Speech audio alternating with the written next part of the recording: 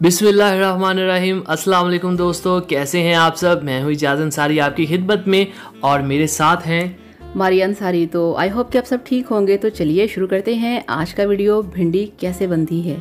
बहुत ही मज़ेदार और शानदार तरीके से आज आपको भिंडी बनाना सिखाएंगे।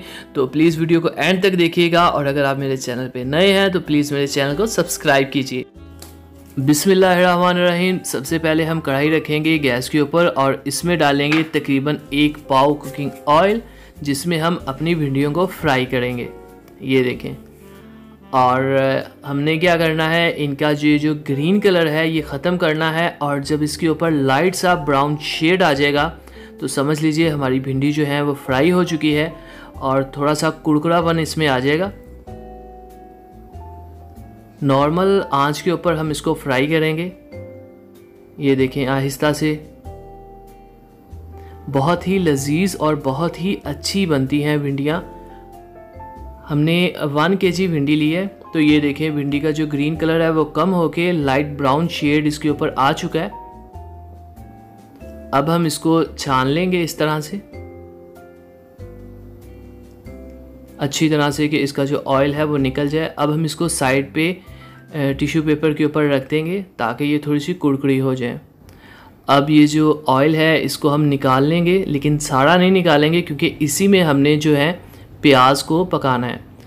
1/2 kg हमने प्याज लिए हैं और इसको इस ऑयल में हम पकाएंगे अच्छे से।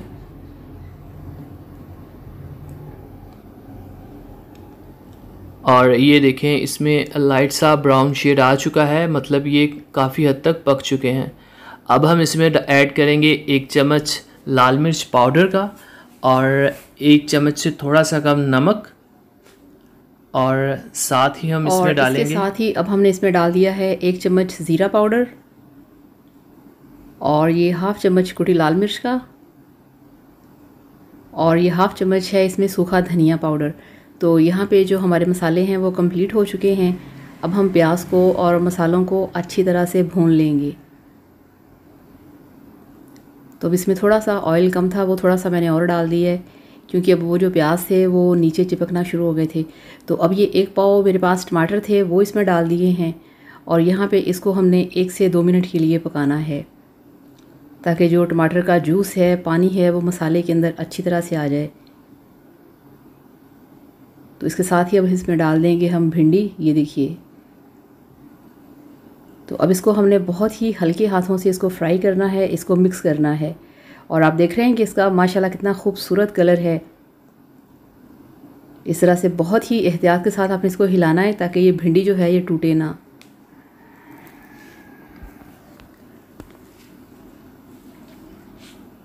बहुत ही अच्छी खुशबू आ रही है भिंडी की और टमाटर का खट्टापन जो है वो भिंडी के फ्लेवर को बहुत इन्हेंस कर देता है।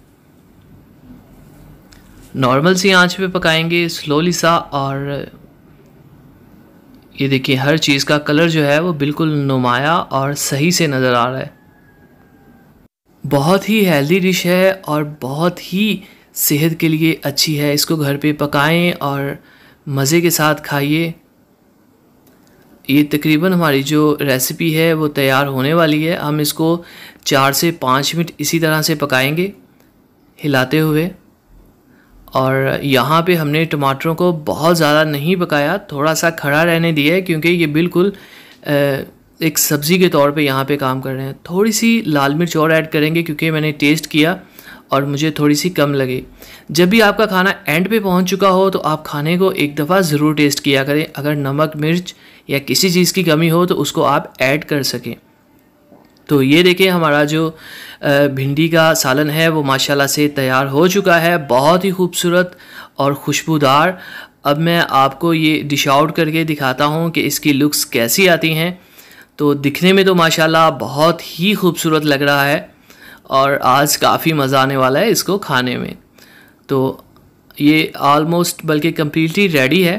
तो ये है जी, आप देखें माशाल्लाह माशाल्लाह बहुत खूबसूरत और बहुत ही लजीज जो हमारी भिंडी है वो तैयार हो चुकी है। इसके ऊपर हम हरा धनिया जो है काट के ऐड कर देंगे खूबसूरती, फ्लेवर और जायके के लिए। इसको आप रोटी के साथ खाएं, चपाती के साथ, नान के साथ, जैसे आपको अच्छा लगे।